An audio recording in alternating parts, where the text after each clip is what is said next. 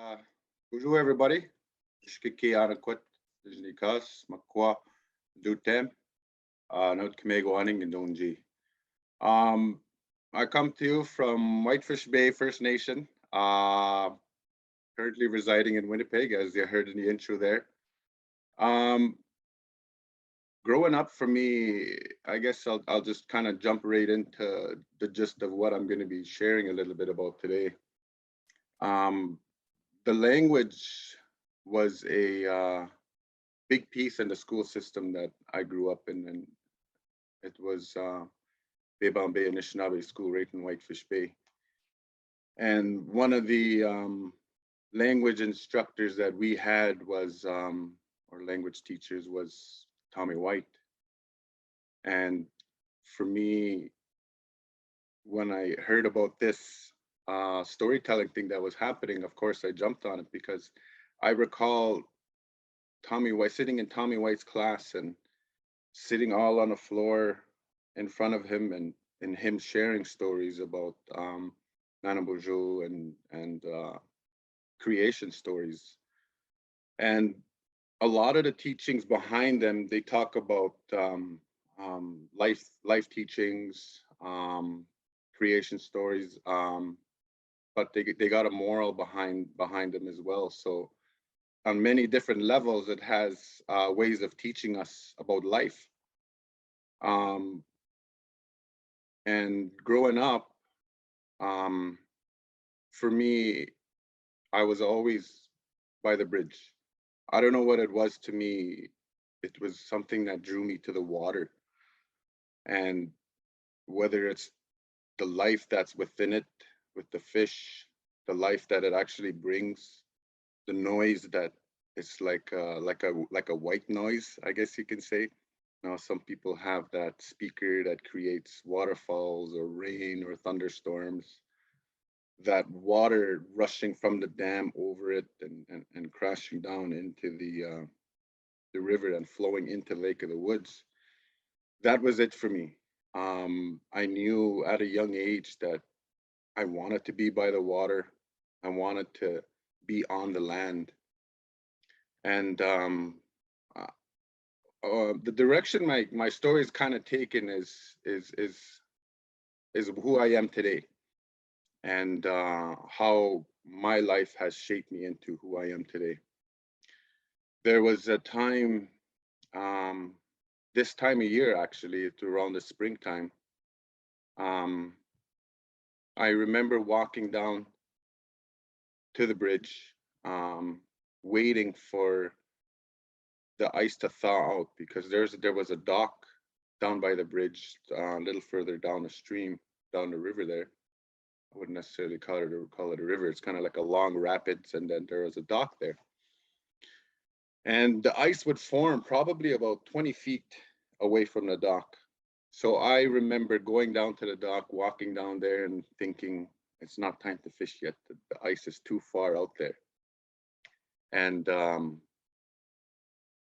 as the days went by in the springtime, it would lose a foot or 2 feet or sometimes 5 feet, depending how warm the weather was and how fast the water was flowing in from Dogpaw.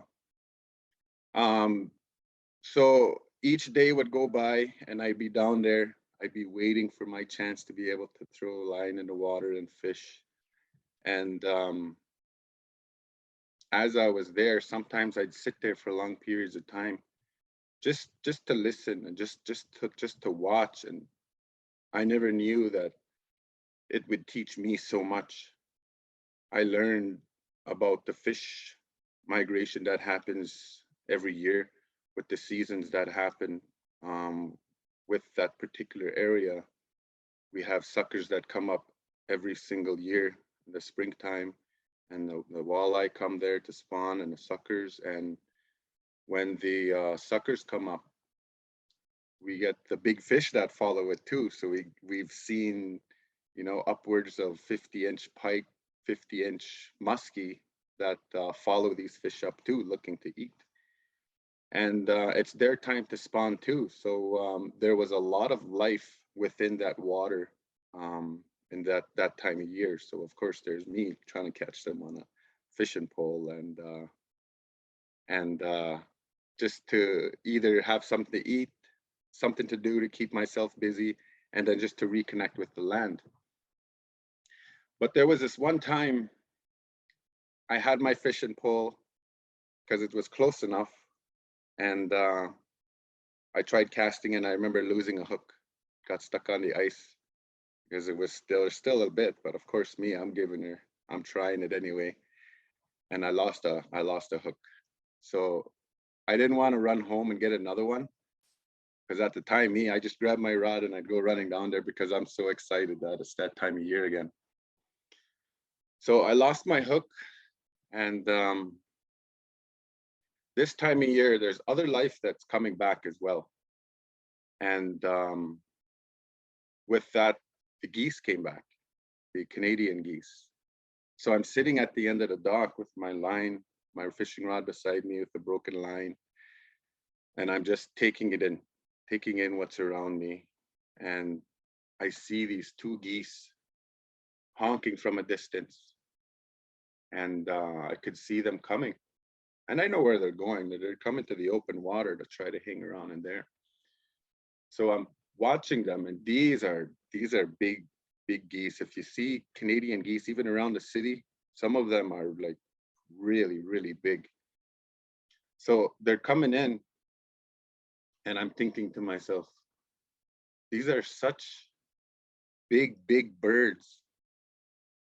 How can they fly like that? I mean, their necks are probably a couple feet long, and then their bodies are pretty huge, and then their wings, like it doesn't make sense. Kind of like a bee too. Their bodies are big and then their wings are so tiny. But whatever it is, it makes it work. So for me, I fell in love with nature, with geese at a young age, and from that day on, I kind of started educating myself in geese, and learned about their migrations, where they go, how they fly, and why they fly in formation. One of the things that I've learned is they fly in a V pattern. You've probably watched the movie Mighty Ducks, right? They refer to it as like a V, the flying V. But it's not only ducks that do that, but it's geese that do it as well. And one of the main reasons that they do that is the lead bird in the front of all the other birds, it creates an updraft when they flap their wings. So when that happens, it creates this wind of turbulent wind behind them, and the geese behind them don't have to flap their wings as hard. So if we were able to watch for miles and miles and miles, you'd see these geese kind of take turns. One would go up from the front, they'd move back, and they'd take turns, right? So they're sharing the load, right? They're sharing the work. And that kind of taught me, as family, as a community, as a people, this is who we are. This is what we need to do too. And when I became a parent, I have two daughters that I absolutely love, and I understood more that it creates the saying, takes a community to raise a child. And there's so much in nature that could teach us about family and about even just life. I recall a story a friend of mine told me. It's Jason. He actually told me a story. He had to go to the land and reflect on a few things, and one of the things that he witnessed when he was out there, and I share this, of course, like with his permission. He seen this family of geese. It was a goose, and they were in a pond on one side of beaver dam. And if you seen a beaver dam, it holds water, and it's a little higher than it would be at the bottom there. And then the dam slowly trickles down. the water slowly trickles down to the other side. So the geese were on one side with their mother, the baby geese, the goslings, and then they climbed down slowly. Some of them rolled down, but there was one little goose that didn't want to come down, and they were all swimming there, and they were all waiting for him. Nobody went anywhere until that little goose was brave enough to come down. But the mother goose had to go up there and had to walk with him down. And he mentioned that it served them as a reminder, like, hey, we need to focus on our family. We need to focus on the simpler things in life as well. And this is what I encourage to people that I work with. I've worked at treatment centers in Sagkeeng, and I've worked at the treatment center in Peguis. And I think for most of my life, I've tried to be a helper to people. And this is one of the things that I always encourage is returning to the land, because as an Anishinaabe people, that's one of our ways that when we're looking for guidance, we go to the land and we ask the creator and the spirits for guidance, right? So we do that fasting for 4 days. And so that's what I always encourage people to do. And it brings a lot of wellness, right? It brings that reflection, and it gets us away from the distractions in life that can become overwhelming sometimes. So positive reflection like that, or even a quick walk, is something I try to encourage.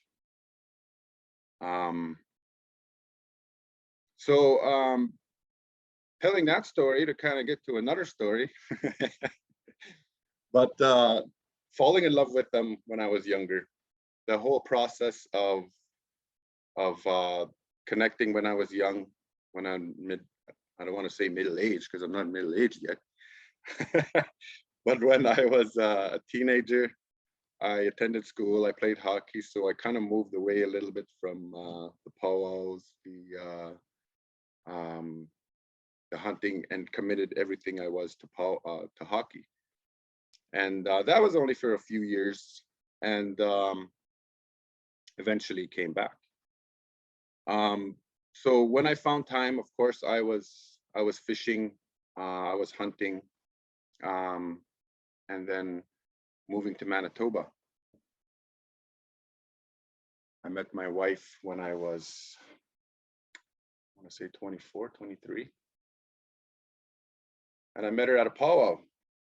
And her and I, we got along so well.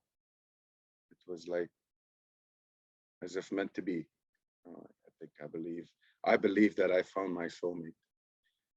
I never ever thought I would, but she's helped me in so many ways, and on this journey and in life.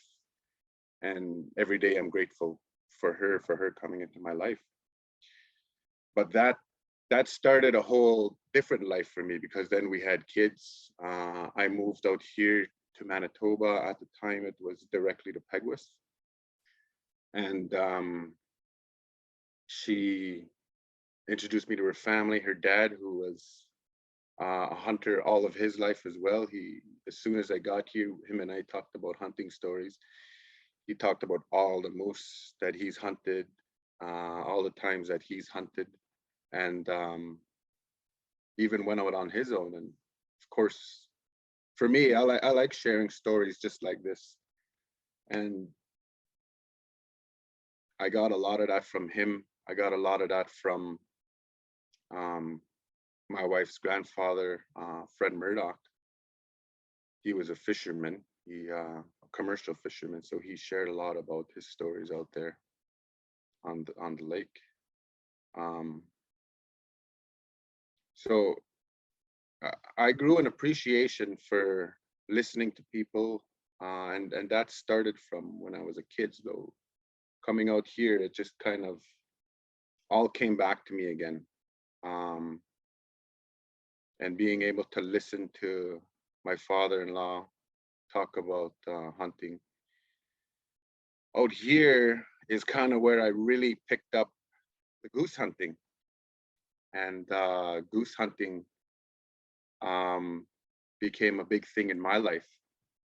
And for me, I always recalled that time I was sitting on the dock in my community and watching these huge birds fly in and how slow they were going. Didn't make sense in my head, but I said, okay, well, this is what they're doing. All right, let's watch them. And when I started hunting here in Peguis, that's what I went back to. Right? That's what I remembered. So I learned to hunt in the fields. I learned to hunt in the springtime by the lakes, by the bulrush, and it's this time of year. So this time of year, there's a lot of dangers when fishing by the water, or hunting by the water, I should say, or fishing too. This is the best time for fishing as well. But this time, I think it was about 3 years ago, 2 years ago, I want to think. My friend Mark, who I've hunted with in Peguis, Mark Flett, and Dion Cameron, there was 3 of us. We went out hunting in Hecla, and we've done it years and years before. So I've been in Peguis now for 12 years. Basically every single year we've been there. We've been going for the spring hunt in Hecla. And this one year, it was just like every other year. We gather all our stuff, all our gear, put it in the sleds, and we go walking on the ice. There's this one area right when we get onto the ice where there's warm water flowing from the fields and going into the lake. And moving water, especially melting water, melting ice that comes from the fields and snow, flows into the lake and it creates thinner ice. There was myself and Mark who went ahead, and we walked through right in between. There was 2 open spots. Real smart hunters, eh? We walked through 2 open spots, and we're big guys. My buddy Mark is big as well, and I'm a heavy guy. And we walked through with ease, right? So we have all the geese, we have all the decoys, we have all the stuff we need. And then our partner Dion, he takes a while to get ready anyway. He's still at the truck. So we walk ahead and we decide to get ready because it takes time to set up, to get our blind ready, and then to get the decoy set up. And for me, I'm big on that. So I want to be able to set up the decoys the way that I think they're going to come in. Wind plays a huge factor on which direction that these geese are going to be flying in. So most times geese are going to fly into the wind because when they're flying, that wind is hitting their wings. And if there's ever a danger, they can bank left or they can bank right, and they can use that wind to kind of push them in a direction. So I was out there setting up the decoys and didn't think absolutely nothing. I'm thinking, okay, this is how this is going to happen. And I'm thinking, I look back at my friend Mark. How you doing over there? He says, good, good. Almost done setting up here. And I look to the truck. There's a washroom there at that place where we parked the truck. And I look and I can't see Dion. And I think, well, he's probably in the washroom. A few minutes goes by. I'm continuing what I'm doing. I look towards the truck again.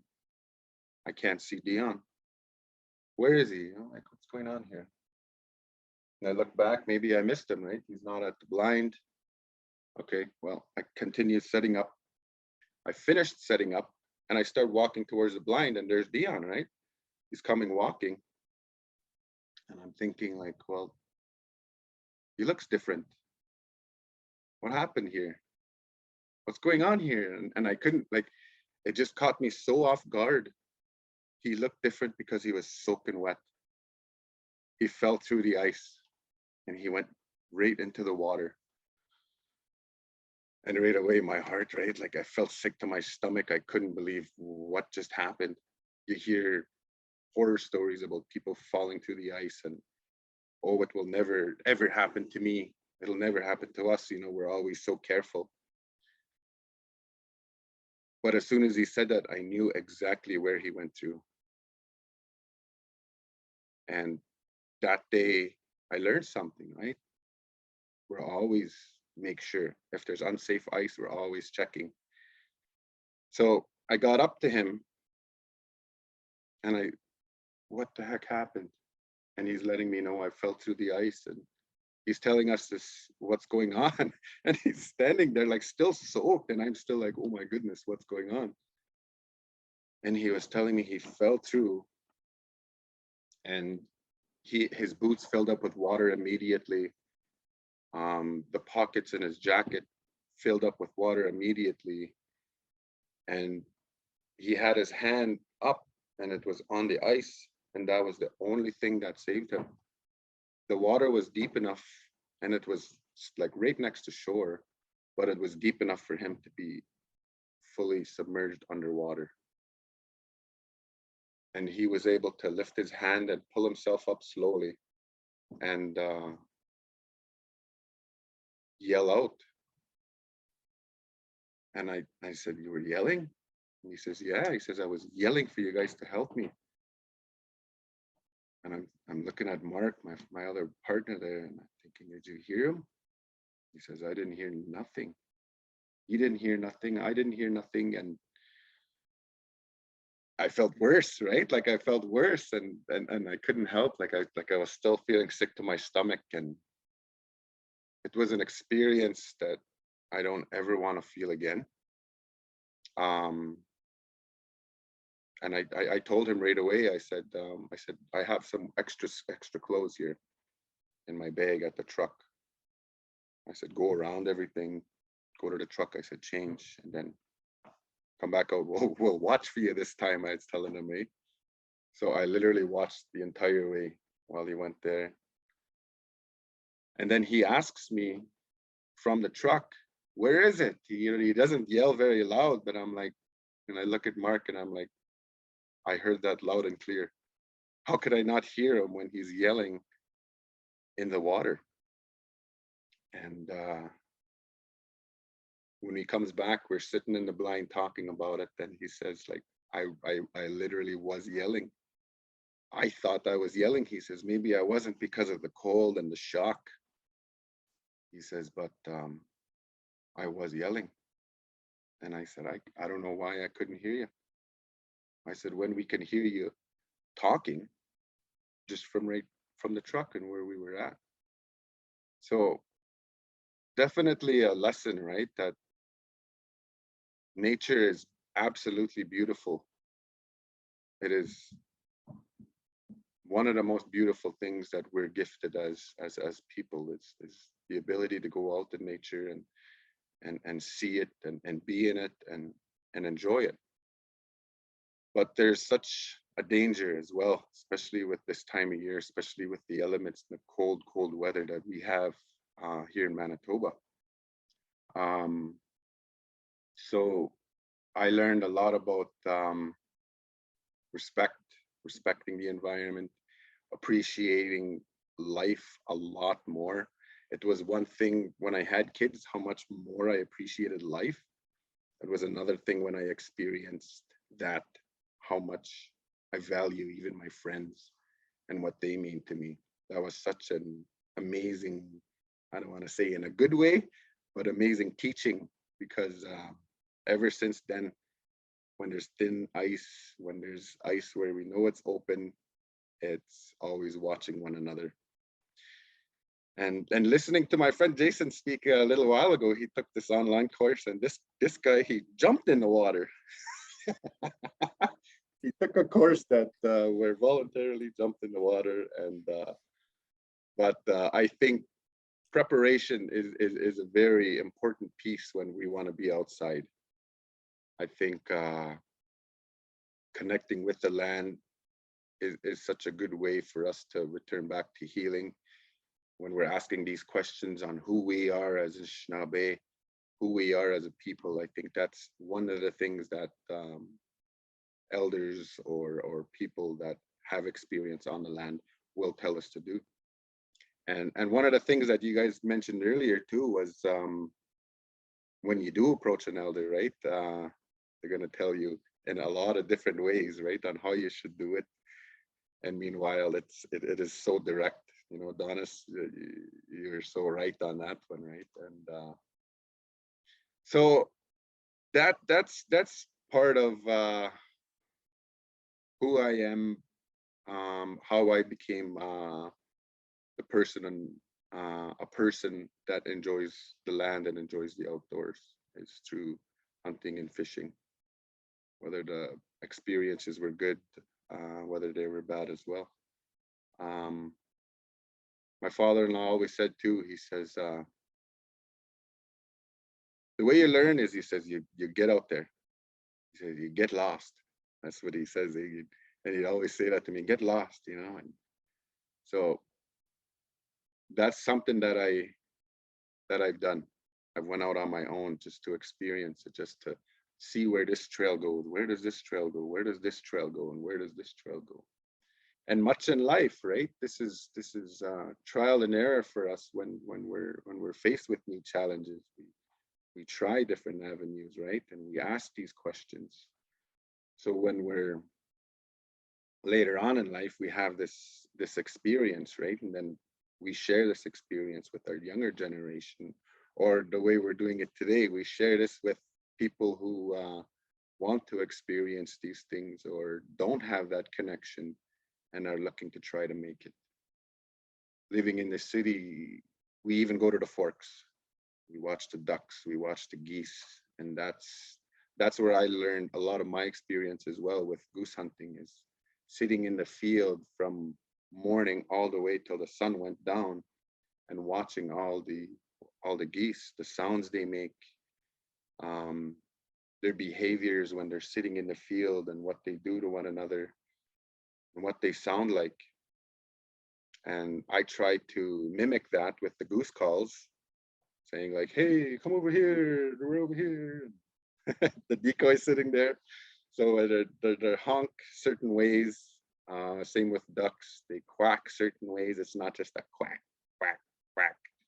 And it's not just a honk, honk, honk, honk. You know, there's different sequences and cadences that I've heard that they react to. And it's learning about these things on the land that get us the experience, and start with baby steps, right?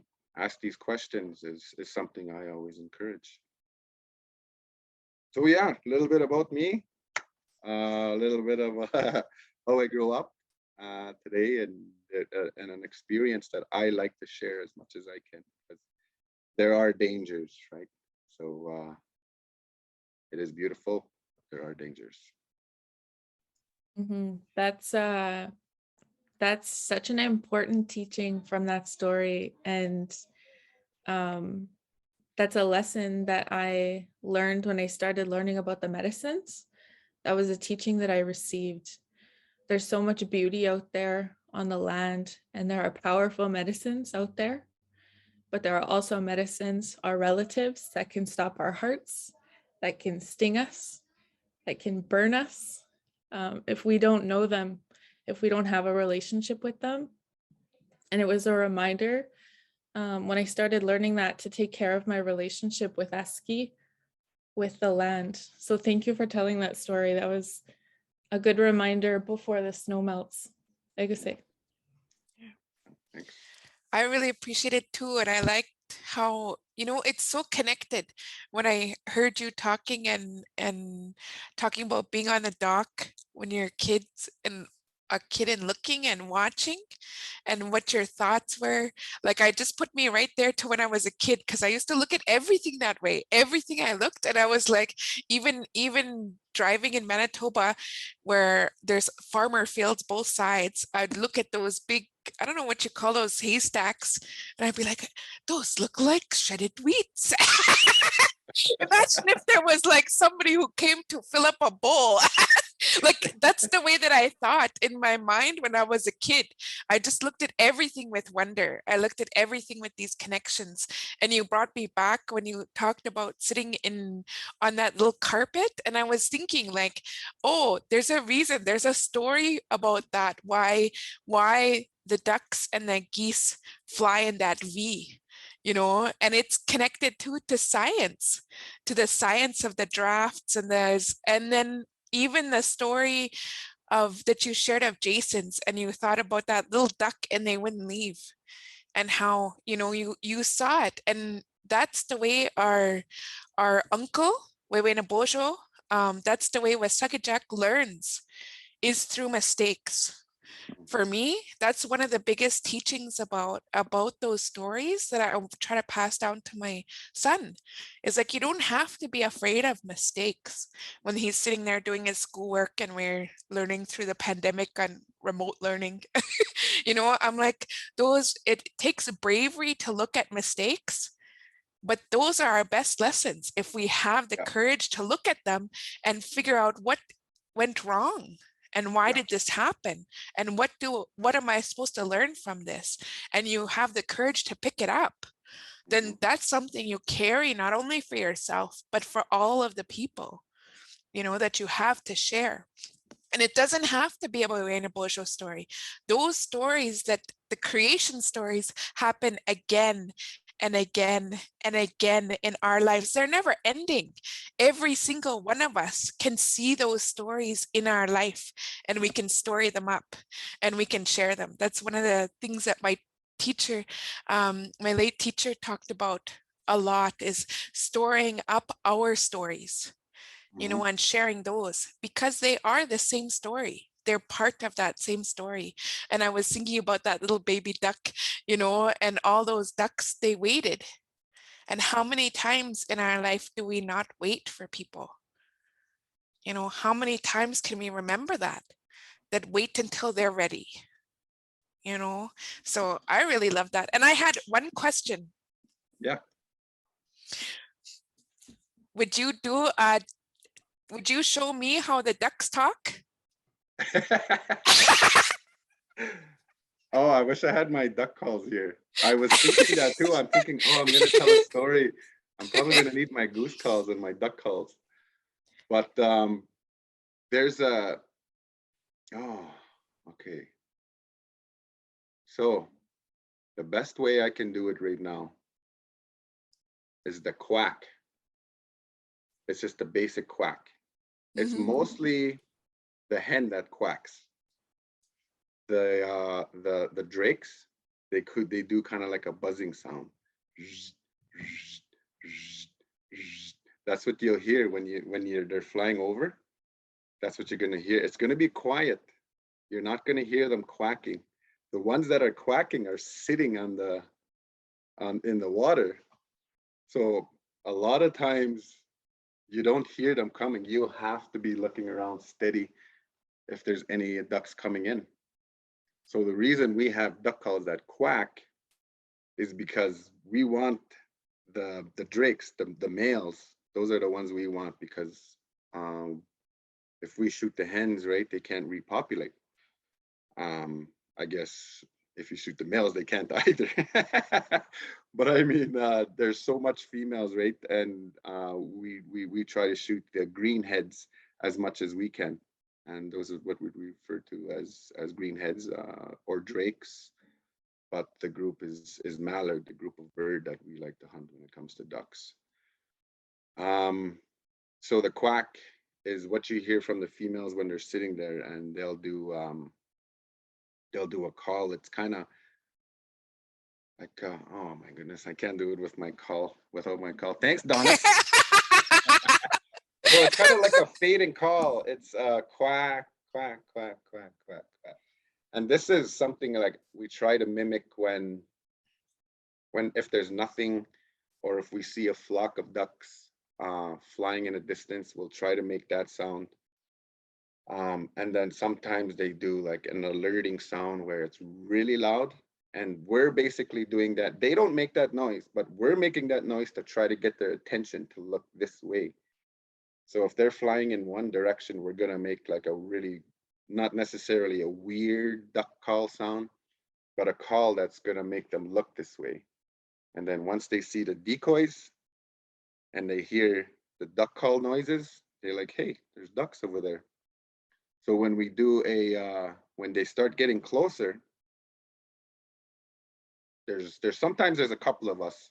One guy's gonna keep doing the quack, and then the others are gonna start doing what we call feeding calls. So it's kind of like, you know, like it's faster into your duck call, and it sounds like if you're going to the say the Forks, because that's where I like to go watch too, and listen and learn the sounds that they make. They're making that sound when they're feeding. So that's a feeding call, you know, they're eating and that tastes good. Like nom nom nom. Yeah, basically, In you know, duck. like how we are and we're eating. Nom, nom, nom, nom.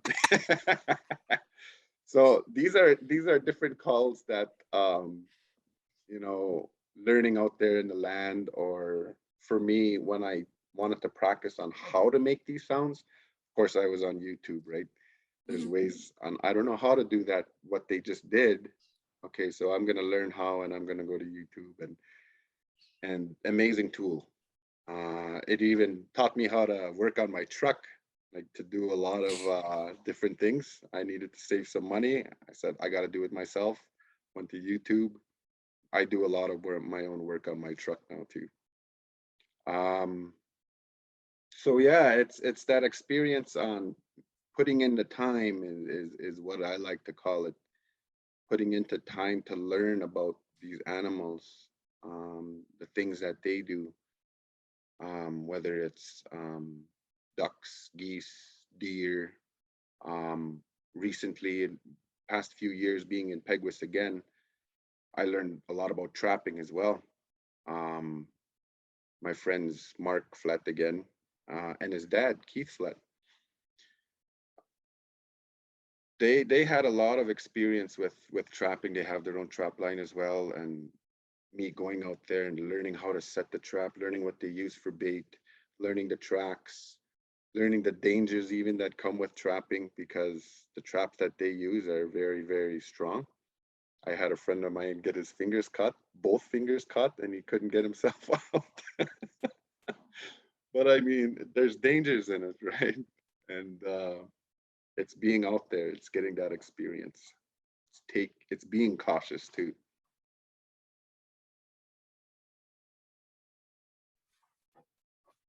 I really like that. It reminds me of the book Becoming a Successful Ojibwe Eavesdropper. It's the first step to being a speaker. Is there a So book really? yeah, yep, by Aboriginal Languages of Manitoba. They did becoming a You got it. successful, becoming a successful Ojibwe eavesdropper. So it's Wow. like the first thing to do to become a successful hunter, you have to become a successful caller. The first thing to do before you become a successful caller is to become an eavesdropper, a duck Yeah, eavesdropper. that's right. Yeah. And it just goes with our traditions, right? Like, well, how do we learn things, right? When we were kids, right from when we were sitting in our cradle board tickanoggins, of course, those teachings will be another time, right? But that tool was used to prop us up so we can see everything that's being done. Then as we get older, right, we stick around camp and we help around with the little things as much as we can. And then we identify our roles, right? Well, are we a hunter? Are we a gatherer? Do we help around camp? And we're watching, right? We're taking direction on how we do things. So when we get scolded or or told to do something a certain way, it's all constructive criticism, right? It's how we take it, right? So I think a lot of people kind of get offended when we're told to do something a certain way. Well, I want to do it my own way. Okay, well, go ahead, and turns out that was the right way all along. Okay, you know what? You're right. Got to humble up a little bit, eh? I like using those because it's exactly the way I was. I was young once and I knew everything at one point, and now I attending ceremony, going to ceremony. It's just I've never felt so, and a term they use there, pitiful before, with the little I do know about all of these teachings, right? Because it was powwow for me, it was hockey for me, and then hunting for me, and then now it's ceremony and accepting everything that's around, and it's opened up my life so much, and absolutely appreciate the life that it's brought me.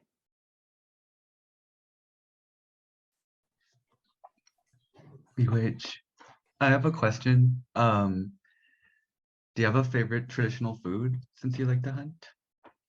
And if like you have a certain community you learned it from? Fish. I absolutely love fish. I grew up fishing when I was younger. This is something too. When I was younger, this is where I fell in love with it. We'd go to my grandma's house and we'd learn things from her. One of the things she made us do, she says, go to the bridge and get some suckers. I want to smoke some suckers today.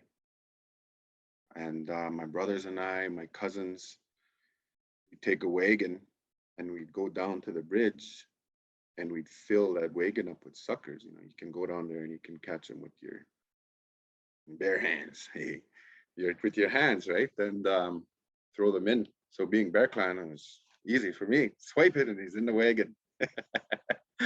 But I recall my grandma cutting them up, getting them ready for the smoker.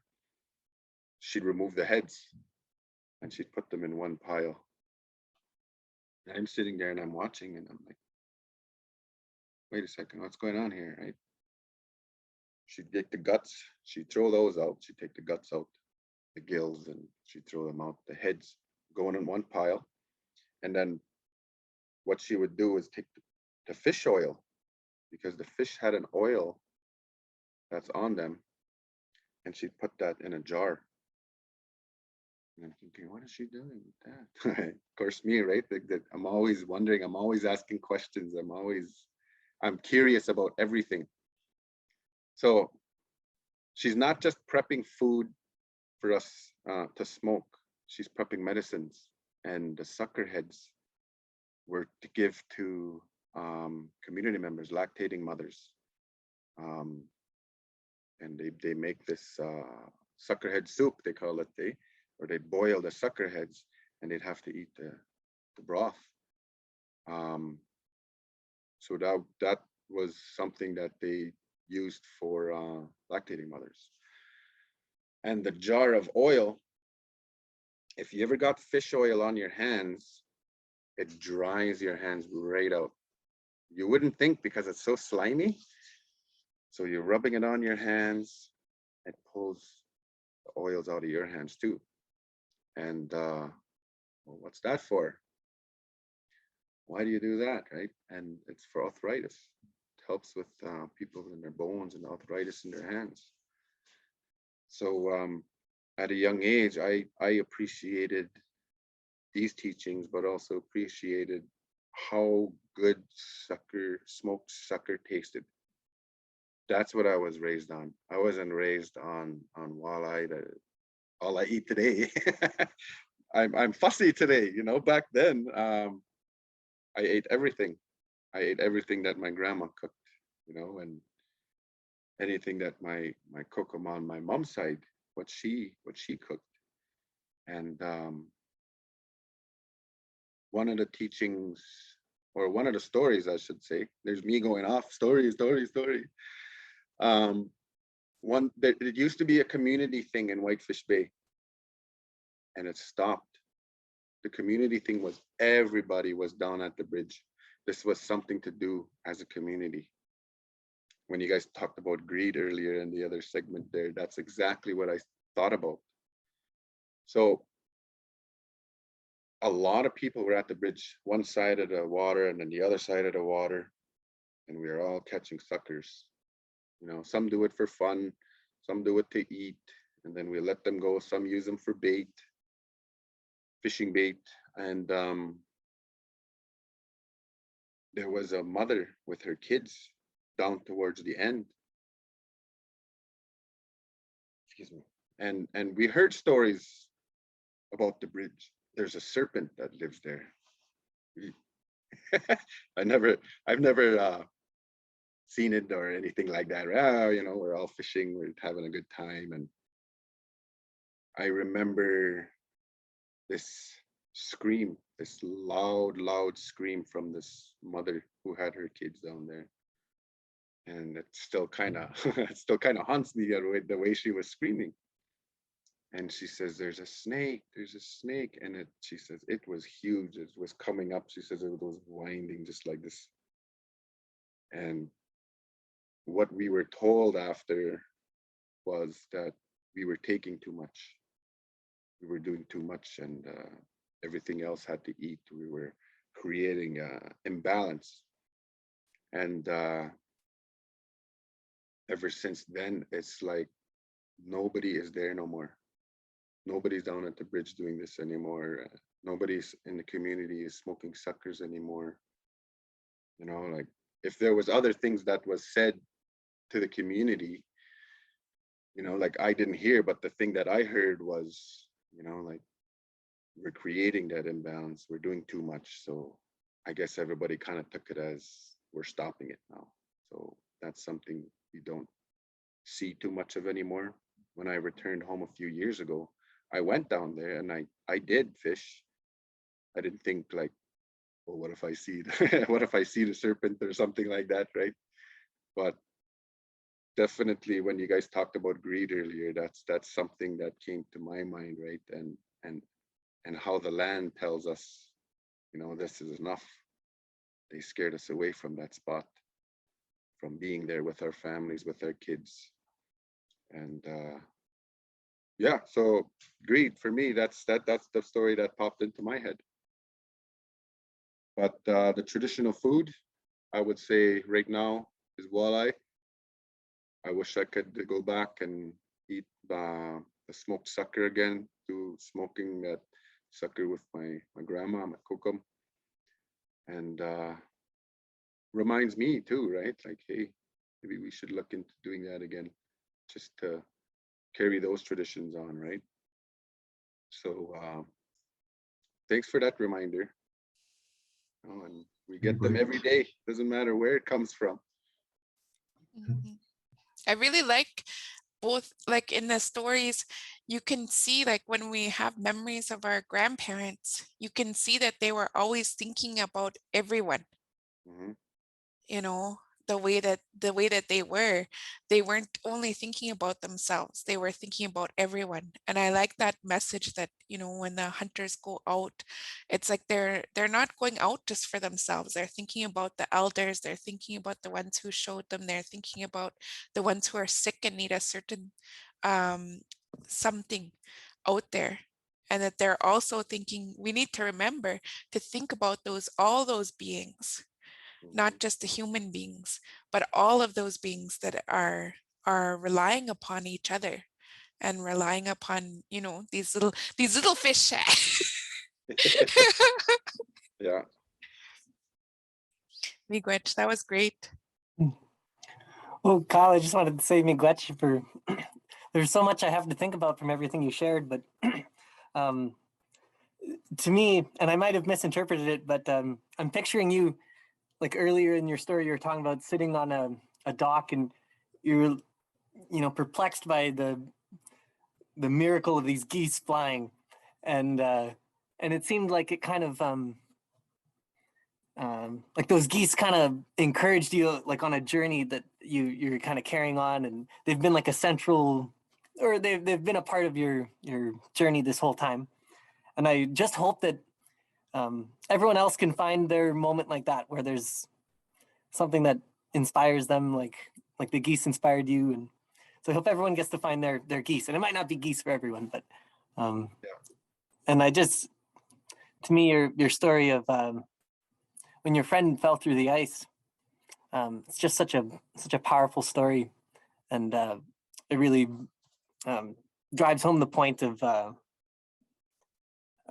how, you know, I felt a lot of moments too where I wasn't as attentive to a friend who was in a dangerous situation, and that feeling I kind of resonated me with. You were just in like shock, and I'm just like, oh, you know, I'm just reminded how important it is to watch out for the friends that we're lucky enough to have in this life. And your story really kind of has inspired me a lot to you know, make sure we're all looking out for each other. And I think it's just such a beautiful, so thank you so much for sharing. Yeah, that's right. No problem, my friend, no problem. So it's appreciation for life that was reminded for me when that happened. Reminders of the little safety things and precautions that we have to take as hunters, and the risk that hunters and fishermen take every single year. I could tell stories and stories, literally little stories I've heard along the way. The dangers. There have been people that have not returned home from trips like that. But a message I do want to get out there too is, if you are going out, make sure and tell somebody where you're going. Make sure and tell somebody how long you plan on being there. I went moose hunting one time. We didn't plan on seeing a moose. We said we're going to return right away. We ended up seeing a moose. We ended up chasing it. We ended up calling him. And then the next morning, we wanted to stay there overnight so we can get a shot at him again next morning. 4 o'clock in the morning, my father-in-law pulls up to the camp that we staying at because he was worried about us because we didn't. So he had a group of 5 different guys with him, and they come out to make sure we are okay. And it happened. That's good. Everything was okay, but we told them we'd be back that evening. So make sure when you go out, you tell people. Those are just the basics of safety, right? Make sure you have enough food. If you don't have, because if you don't shoot nothing, make sure you have enough click to go in your bag to last a couple days. Always gotta stay humble, hey? Yeah, gotta have the click in the bag, yeah. You know, we had the pleasure of having your father-in-law at the center. He was with us for his practicum, Dave Bird, and he's telling us about these little birds that he just loved, that he'd feed. He'd put out little bits of food by his place. Oh man, And I know such that. an appreciation of life and just building these relationships. Do you know that story? Yeah, I know exactly what you're talking about. And then I come walking in the house. I said, look what I got. I didn't know he was feeding this bird and building a bond with this bird. And of course, me in my head, right? Oh, look, there's dinner right there. Boom. Oh my goodness. And I get in the house and I'm like, look at this. Jeez, I shot his buddy. Gonna be a good son-in-law. And then he tells me, oh, I hope you choke on him.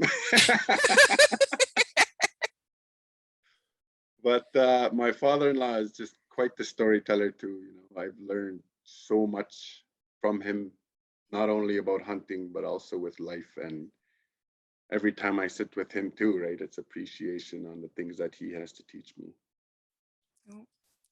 Well, to Miigwech, you shared a lot with us, and I'll be thinking about and remembering your stories. I've learned a lot. Miigwech. Yeah, well, thank you very much for having me.